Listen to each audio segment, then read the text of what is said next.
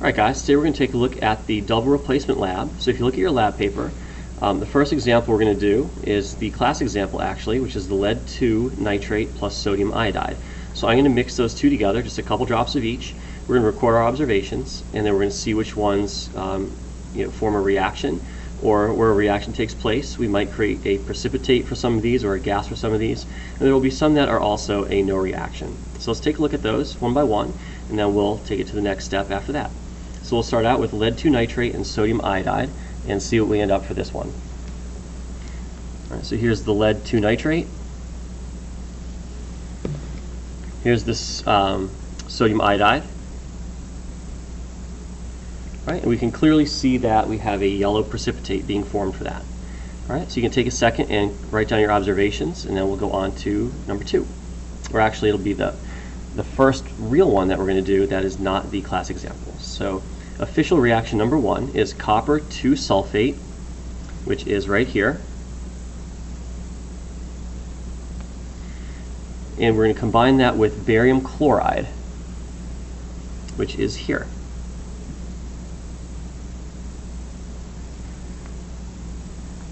Okay, so if you take a look at that, you can see that we have like a milky white precipitate that's being formed. So the copper 2 sulfate is this blue color here, and the barium chloride is just a clear solution. All right. Okay, moving on to the next one. So it's actually number 2 on your lab paper. That is going to be potassium chromate, which is here.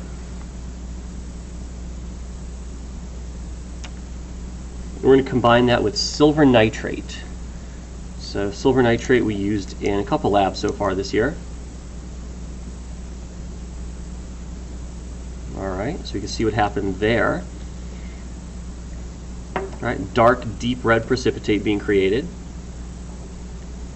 Okay, moving on to the next one, we have silver nitrate, so we'll use that again. There's that one. And we're going to combine that with barium chloride. So we've used the barium chloride already. Let's get that back out and use that.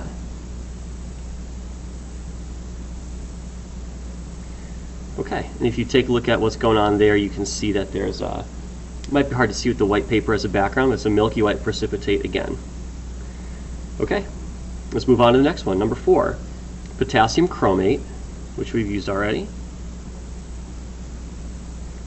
And we're going to take a look at sodium hydroxide. So strong base actually. Here's sodium hydroxide. Okay. Ignore that little pink that's occurring there. We're going to talk about that later. That is contamination left from a different lab on acids and bases, and that's actually a phenolphthalein indicator reacting with the NaOH to give you that pink color. So let's ignore that. And it looks like nothing much really occurred there. So we had the potassium chromate, which was like a clearish yellow liquid, and the sodium hydroxide, which was a clearish, like just completely clear liquid, and we didn't have much of a precipitate or anything occur other than that contamination from a different lab a year ago. Okay, moving on to number 5. We have copper 2 sulfate.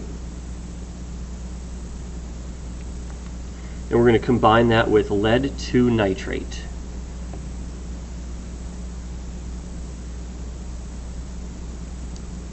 Alright, so you can see what happened there. We have a precipitate again for that one.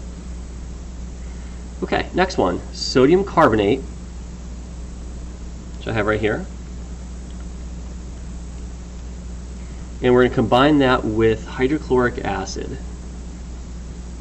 So here's our hydrochloric acid when we combine that. Okay, I definitely saw some bubbling occurring. A little bit more, just for the heck of it. Alright, you still see some bubbles in there, in that well tray. And let's go on to the last one, which is potassium chromate.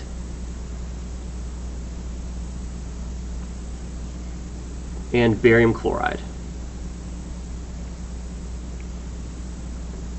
Okay, so it looks like we have another milky white precipitate there.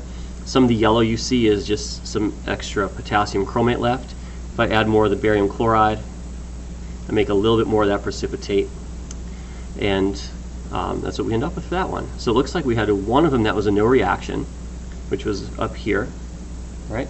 And it looks like we had one that had bubbling. All the rest had a really neat color change and a precipitate occur. Okay, that should take care of the double replacement observations. We're going to take a look next at what we do with these and how we continue on with them. All right, guys, thanks.